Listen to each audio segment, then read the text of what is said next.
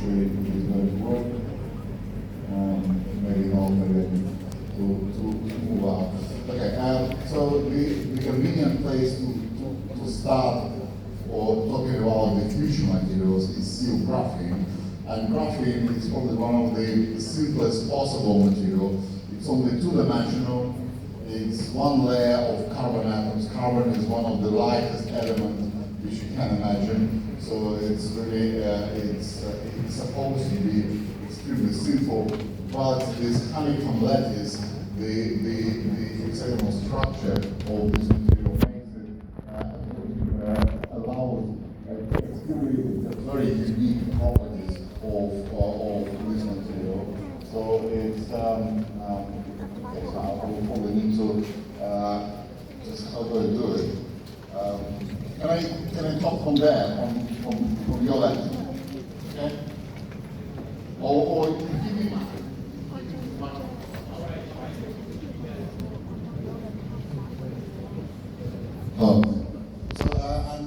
so the hexagonal lattice, the hexagonal symmetry gives its unique properties to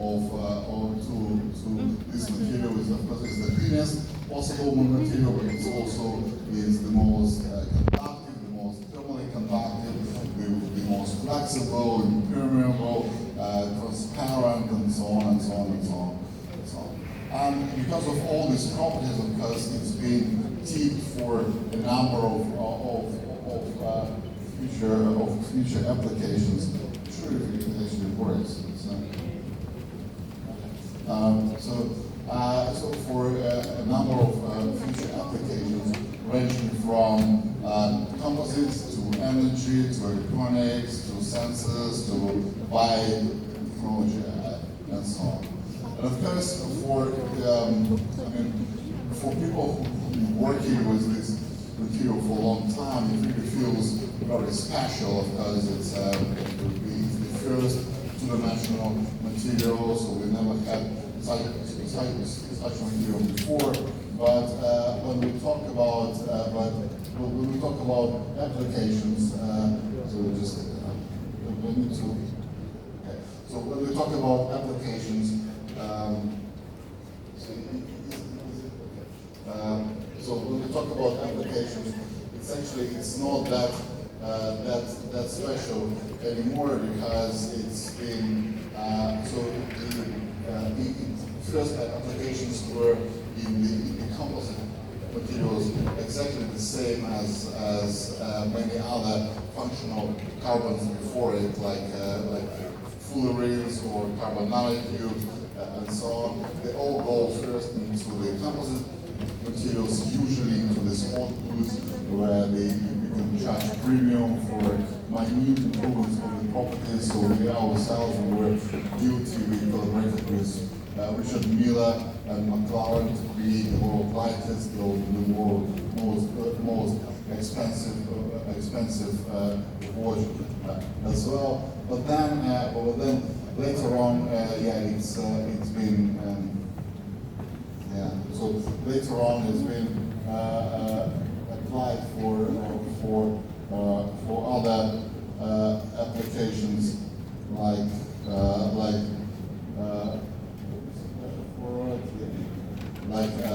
in cars, and there it's already real because it's really improves the strength of the material, but also using the lightweight, so you can shave a few kilograms of weight, keeping the same strength of the material. But then going further, these days it's used in batteries quite a lot. It's used in electronics, mainly for thermal management. If you buy any Chinese phone, you will have some graphene there. If you buy NVIDIA cards, you will have some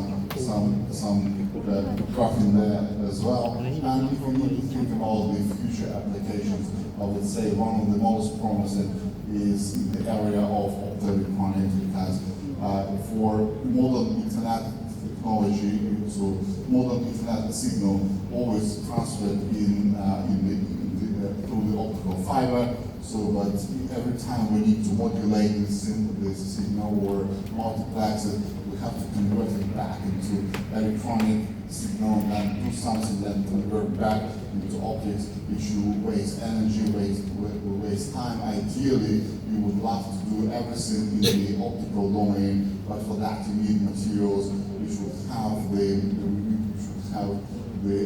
where you can change the optical properties by applying voltage. There are not that many materials like this, and graphene is one of the best. So these days we're talking about optoelectronic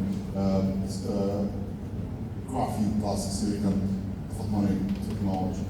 And of course, for many years there was a question whether we can produce enough graphene, because a long time ago we made this material in a very, very simplistic manner. We just take graphite is the material which you find in your pencil, and then exfoliated it using the Scotch tape. So the very reason why you can write with your pencil is because graphite is a layered material, so it consists of many layers. So you can use Scotch tape to split it into individual layers. Because it's not very sustainable and not scalable technology at all. But exactly because of that, these days we have many other ways, many other techniques how to produce graphene. One of those is chemical vapor deposition. So that's the type of technology which you use to produce electronic grade graphene when you run carbon-containing gas like methane on top of a hot catalytic surface. Usually copper is being used, and then this gas cracks on the surface, hydrogen flies away, and carbon rearranges itself on the surface, and this way you get graphene. And the beauty of this technology that you basically it's quite agnostic to the type of the carbon source which you use. You can use pretty much anything. So some time ago I reused this. What we did, we just basically prick your finger, spread it on the copper, and then basically stick it into the furnace, and you get iron dot graphene. And it was originally meant as a joke, but unfortunately my students, they don't really understand jokes so well. For them it's a joke because those figures are mine and it's my blood, but they actually pushed it forward, and we even published this as a paper. But of course each joke will have a joke inside, and I'm sure that you've seen pictures like this everywhere in the world where we build the supporting gas because it's better to emit CO2 rather than methane. So we burn methane all the time on top of those refineries and petrochemical plants. But in those flares we have everything what we need to produce graphene. We have the high temperature, we have the carbon-containing gas. So ideally what we can do, we can try to convert it into graphene, and that's exactly what we've done. We created machines which you can put on top of those plants, and then you can convert heat and carbon-containing gas into graphene or any other functional carbons, and you can utilize graphene and you can utilize hydrogen rather than wasting it into heat. And then because we have the proof of work, we know exactly how much carbon we turned into the functional carbon. We can register it on top for the carbon credit, so we can also put it on the ledger for the blockchain and so on. The only problem is that we can produce quite a lot of graphene this way, and this is good because it's better to turn your methane into hydrogen and functional carbon. The only question is who needs that much of graphene? Because of course we produce trillions and trillions of tons of hydrogen, so we need trillions and trillions of tons of hydrogen. It means that we will produce the same amount or even more of functional carbon, but more than technology doesn't need that much current. So just for you to illustrate how thin is graphene, if you, so one of the applications of graphene is in touch panels for the mobile phones. And imagine if you turn all the touch panels for all the mobile phones, which you produce in a year, you would only need 1 kilogram of graphene. It's because it's so thin and so light that all these phones would only consume 1 kilogram of this material. So luckily we found a way, we found a technology which can consume quite a lot of this of the functional carbons, and that's concrete industry. Concrete industry is one of the largest CO2 emitter by itself, right? But by adding graphene into concrete, you can increase the compressive strength of this material of concrete by 30–50%, and that's really would create a huge impact on the sustainability topic. Because what you do, you basically take carbon from the atmosphere, you put it into concrete, and you reduce the CO2 emission even further. So it's the example of the spiral economy, as I call it, and it's really that's one of the most active work, one of the most active direction of research which we do at the moment. Anyway, there are many other ways how to produce graphene. So for battery application, you would use the liquid phase exfoliation. So there are other ways like architectural growth, which we use for other electronic technologies. But the next chapter in this story was made when people realized that if you take the lead pencil, you make graphene. What happens if you take any other pencils? And it turns out that you can make not only graphene, but you can make many other two-dimensional materials this way. And that's so today we are talking about not only graphene, but we're talking about a family of two-dimensional crystals. And there are probably 200–300 of those which have been studied experimentally. A few thousands have been predicted, and realistically they cover a huge range of properties, from the most conductive to the most insulating. There are semiconductors, there are semimetals, there are superconductors, there are ferromagnets, you name it. It's really exciting, of course, to study the properties of two-dimensional materials, because the physics in two dimensions is usually quite different from the physics of which you find in three dimensions. Like, for example, you cannot tie knots in two dimensions. So the topology of the electronic structure can be very different. But also, this kind of materials give us quite a new opportunity, because when I come to the lab and I have those two-dimensional materials in front of me, what I can take, I can take one layer of one material, take another layer of another material, put them together, and so on, and then I basically can create an artificial material by stacking those individual two-dimensional layers on top of each other, and in this way I can create artificial material, those which do not exist in nature, but I can design them with the atomic precision, just literally by hand. So that's what we routinely do now in the lab. We just take layer by layer, atom by atom of those crystals, and then planting them to create new materials and new devices.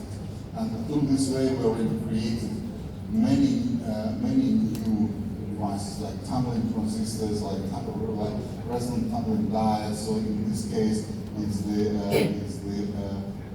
the light emitting diode. So you basically inject electrons and holes, and they emit light. So graphene here plays only secondary role. It's the transparent electrode the major part is played by those quantum clouds, by monolayers of the semiconducting two-dimensional crystals. So we really can create quite a huge range of the functionality. And what is interesting here is that it's not it actually matters not only what kind of materials do you put together, not only in which sequence do you put them together, but also how do you put them. Because imagine if I put two materials on top of each other and I start rotating them, I will create, I hope you can see on the screen, you can create this mesmerizing pattern which is called the Moore pattern. So every time you put two periodicities, two closed periodicities on top of each other, you create this Moore pattern. But electrons which move in those crystals actually do feel this pattern as well. And this is the way for us how to modify the electronic structure of those materials. And that was quite, it turned out it's an extremely powerful method how to change and modify the electronic structure of those materials, and then we can extract we can create new properties of those crystals. I won't go much into details, just to say that simply by taking two layers of graphene and rotating them by a tiny angle, like 1 degree, you can turn it into a superconductor. Or if you take 2 plus 1 layers of graphene, you can turn it into a ferromagnet. So really, so these days we can create new artificial materials with atomic precision, and we can really modify and we can create materials with arbitrary properties. We can make superconductors, we can make ferromagnets, we can make ferroelectrics, and so on and so on and so on. So it looks like this is already the end of the material science, because we can produce any crystals we want, any materials we want with this technology. So is there anything left in material science to do? So and that's what I was thinking about, and also what's next in material science? What's next in material design? If you would have a free hand, so what kind of materials would you like to create? What kind of materials would you like to design for your future applications? And rather than just answering this question myself, let me show you how other people before us answered this question. So, and I hope that elder people in the audience, I'm sure, recognize this movie. For the younger people, I can tell it's the Terminator 2. And so it's the movie from my childhood, and the older reason, so the plot of the movie is that a robot from the future is sent back to so the movie was made in 1991, so the robot from the future is sent back to 1991 to kill Sarah Connor and her son.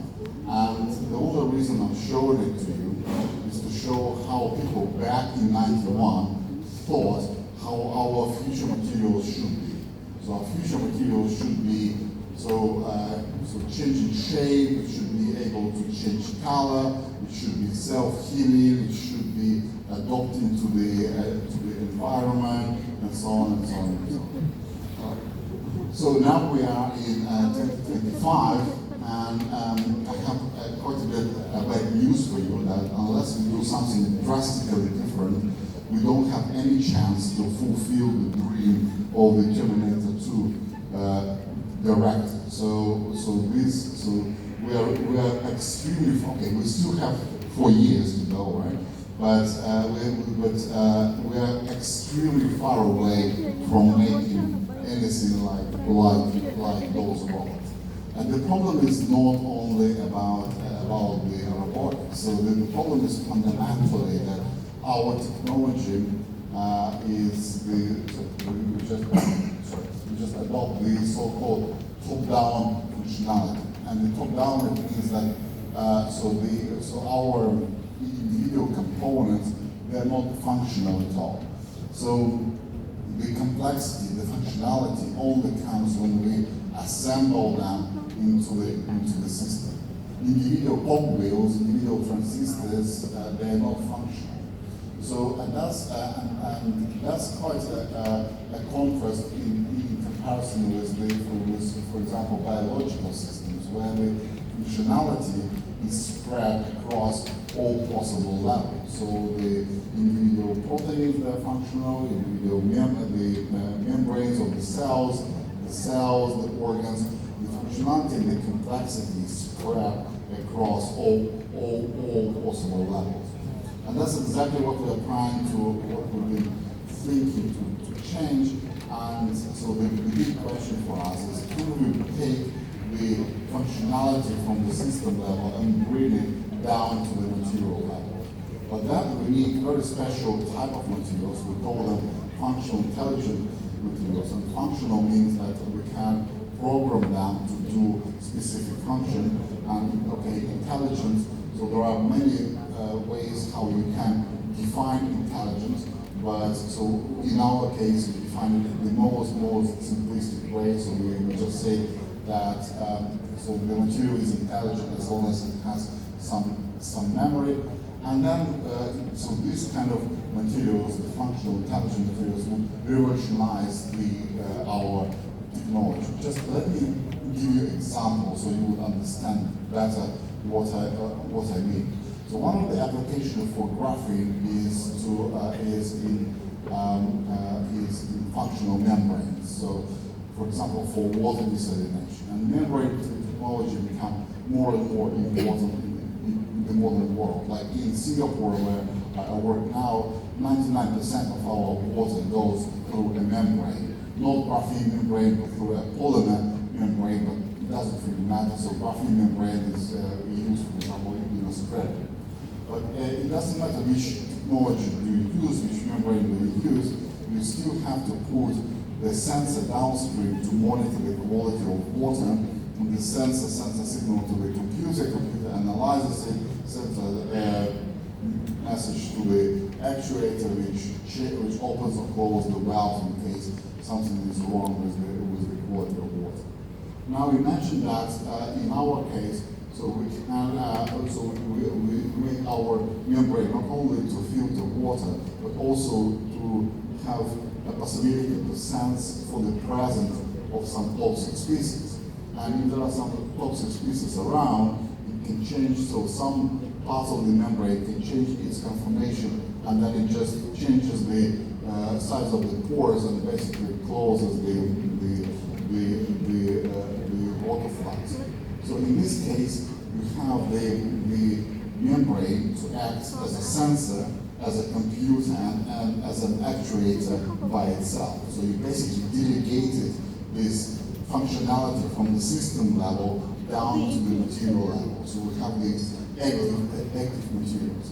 And that's exactly what we would like to do. So we just try to make our materials smart and active, so we can delegate certain functionality down to the material level. And that would be really important for future computational technology as well. Like, so we are creating materials for memory applications, so to make neuromorphic computing or probabilistic computing, for example. So many technologies will be able to change and can be revolutionized using those smart materials.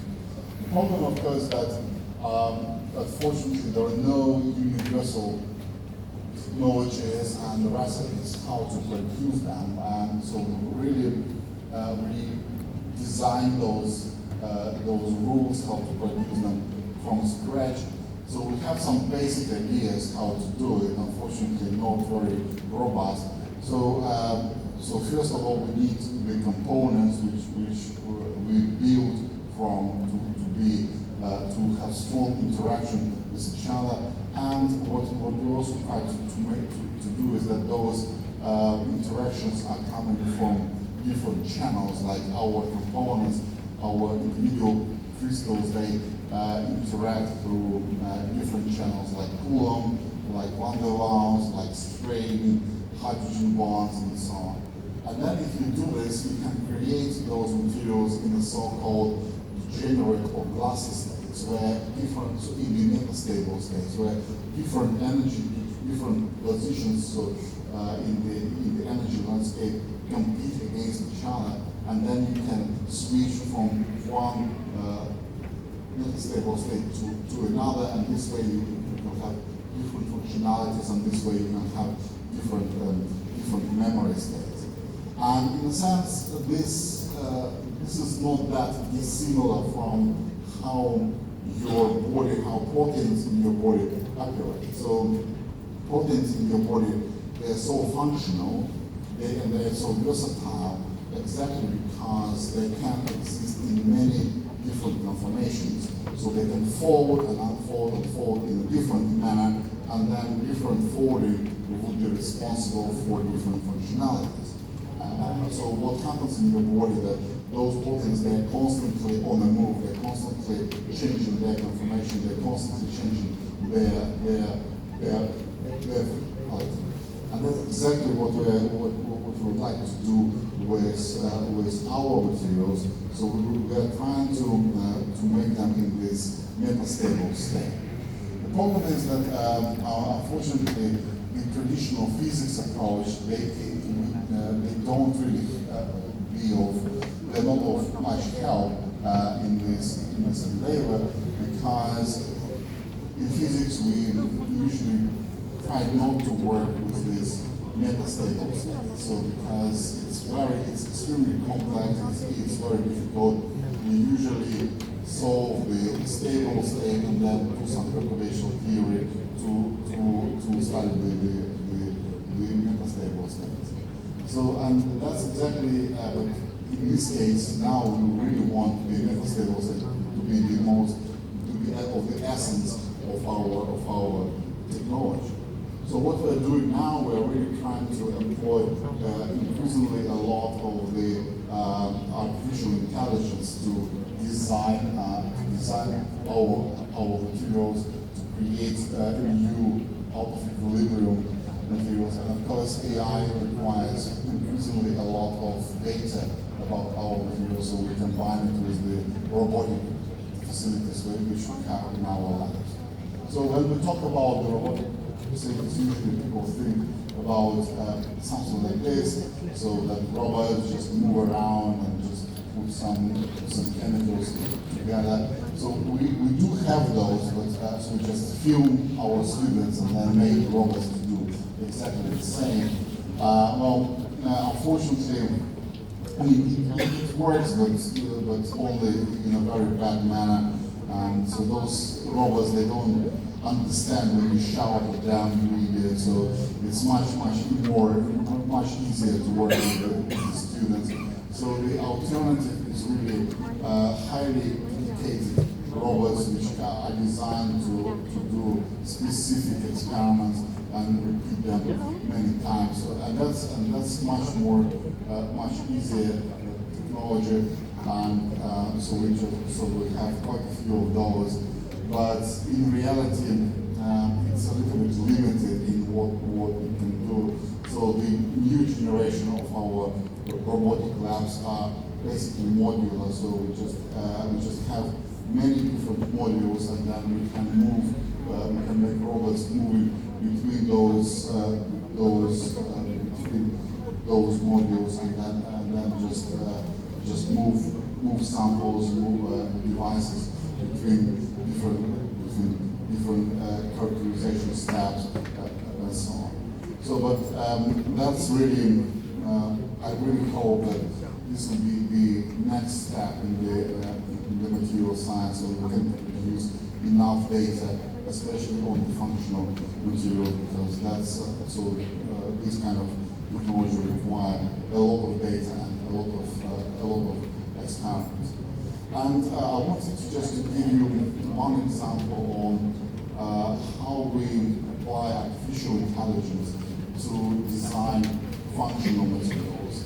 So Again, functional means dynamic materials, those which can change their properties, which can change their performance during the life cycle, during their operation. So in this case, it's just, well, it doesn't really matter which dynamic system we apply. We just designed the general AI approach to study these dynamic systems. So it has been applied to the problem of the protein folding and protein unfolding, but in fact it can apply for many other systems.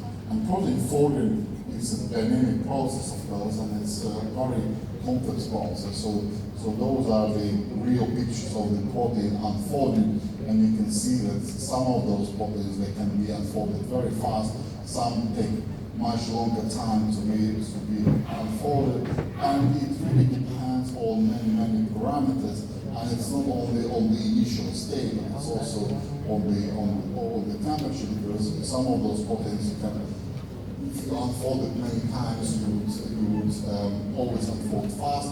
Some of them you would unfold only slowly. Some would sometimes unfold fast, sometimes slowly. And the big question for us was how to describe such a complex system using some simple parameters. And in a sense, it's very similar to the creation of custom thermodynamics. So just to remind you what thermodynamics is, you mentioned that you need to describe the behavior of particles, of molecules in this room. Right, the most straightforward way is to write an equation of motion for each of the molecules, and then you have billions of those equations, and then you diagonalize those, and then you just solve those, and then you can predict the behavior of those particles. That's the so-called molecular approach. At the same time, we don't really need to know the behavior of all those particles. We need just some basic information about the gas in this room. And what people learned that the thermodynamic approach is much more easy and much more applicable. And then we found some parameters which define the properties of the gas in this room. It's like pressure and temperature. And then we found that there is some relation between those parameters. However, it took us quite a long time to figure out what those parameters should be. So the question is, can machine learning help to identify the parameters like temperature and like pressure? Temperature, now we're basically very used to this idea of temperature. In fact, it took a couple of 100 years between Boltzmann and Planck until we realized the quantum nature, the quantum mechanical nature and meaning of temperature. So can machine learning speed up this process? Can we show a dynamic behavior of any system to our computer, to the machine learning system, and can it create thermodynamics for us? So can we show the behavior of those protein chains to the computer, and we would like it to spit out some basic, very simple equation which we can use to predict the behavior of this chain. And that's exactly what we've done, so I won't go into the details on how this machine learning works. So it's quite a lot of very interesting mathematics there. So, and that's the beauty of modern science. Like I run material science Institute for Functional Intelligent Materials in Singapore, but I have chemists, I have physicists, I have computer scientists, I have mathematicians working in my institute. So the science has essentially become cross-disciplinary, and mathematics is really a huge chunk of our work these days. And we just show this, the behavior of those videos, which I showed you before, to the computer, and then it just looks at it, and then it defines the certain parameters which would best define the behavior of the system. I won't go into details with that, but basically, and then it just plots something which is akin to the free energy of this system, and you immediately see that. So this free energy then it has some set of points there, and then if the trajectory in certain coordinates, again asking later if it passes through this set of points here, then it will be a slow unfolding, slow motion, and it will take a long time to unfold this protein. But if the trajectory doesn't go through the set of point, it just goes straight into the energy minima, so it's an easy unfolding of the protein, and that's exactly what we see in the experiment and in our simulation. And it's really surprising that, amazing that our experiments, they fit really nicely with this thing. So just what kind of practical implications would it have? What kind of dynamic materials do we want to create using this knowledge? Well, I'll just give you a few examples here. So this is the example of a material which is called it's a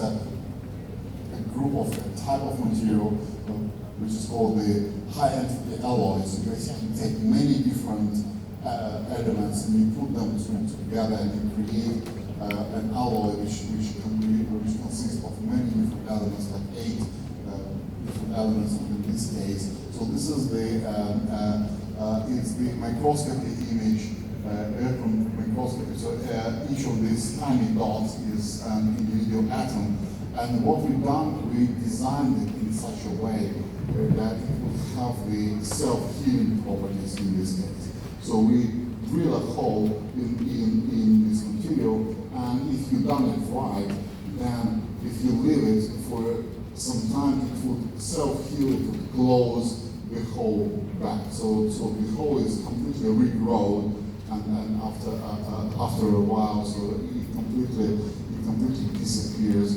And then, so it's this self-healing properties. Basically, like you cut your skin, and then it just grows back. So we've done it exactly the same, but with the material. It's pretty much impossible to design, to understand and figure out the properties of this material theoretically with the traditional methodology. It's too complex. So, but we really hope that our AI approach would help to understand complex material and the dynamic behavior of such crystals. So it's not culminated to yet, but we're getting towards it. So another example is the so-called dynamic nanocapsules for drug delivery. So we all have to take COVID-19 vaccine, right? So, and we have to take it as a jab because you cannot take it orally because those mRNA vaccines, they're not stable in the high acidity, low pH of your stomach. So an alternative to the jab would be to put them into some kind of nanocapsule which would be closed in the high acidity, in the low pH of your stomach, that open up in the intestine or in the bloodstream already. And frankly, so it's quite easy to make those, so we didn't even need to apply our AI system, so we can design it from the first principles. So now we are testing those in vivo, and unfortunately I won't be able to show you the microscopic images of those nanocapsules are really tiny. They're a few nanometers across. but we can produce very similar materials based on the same principles on the macroscopic scale. So we can make materials to be sensitive and to make some mechanical motion depending on light, on temperature, on humidity, or on pH, and we can make those materials to perform certain motions or moves and so on. So that's another example of those dynamic systems, dynamic materials. Just my final example here is not really a material per se, but I quite like it still because it's an example of a dynamic system. So there are those bacteria which can emit an electron during their life cycle. And then as long as we can catch this electron, as long as we can connect electrodes to those bacteria, we can collect those electrons, we can use this current as a battery. So basically, what you do, you take bacteria and you just give them sugar or lactose, and then so they just multiply and they grow, and they give you electric current back. So we don't need to produce gigafactories of batteries anymore. We can grow our batteries, we can grow biological batteries. But this is a really, really nice example of the dynamic system. So these days, the electrodes which we use is mainly graphene. So it's the easiest way and it's the best way for the operation. But you can also use conductive polymers, for example, and then you have quite a symbiotic system where you have the polymers interacting with your bacteria, and the bacteria help to polymerize those polymers from the monomers, and those polymers, once they polymerize, they create more conductive channels, and they create ways for electrons to be extracted, so they help the bacteria to grow. So it's a very nice dynamic system, and we're trying to apply our AI approach to describe those dynamic biological systems. Right. So this basically brings me to my conclusion, and what I showed to you that with the 2D materials, with graphene and so on, we've been creating quite a few of those new type of materials and new devices. And this is basically the essence of the material science. We can create and design those materials with the atomic precision. But the future is still in smart, in functional materials, where we can really assign dynamic properties to our materials. So the materials can think by themselves, can adapt to the changes in the environment, and this will open up many directions for the novel applications, like from artificial intelligence, sustainability, robotics, and so on and so on and so on. And I really hope that we can work. It's a very complex problem, and we're only at the very beginning of this, and there are so many problems which we need to resolve, both in AI and in material science and in physics, that I really hope that we can do this, we can walk this journey together. So that's the reason why we're coming here, simply for collaborations with the young talents here in Cambodia. And let me just spend the last few minutes of this conversation and invite my colleague, Professor Yichi, to talk about the possible means for our future collaboration. Yichi, please.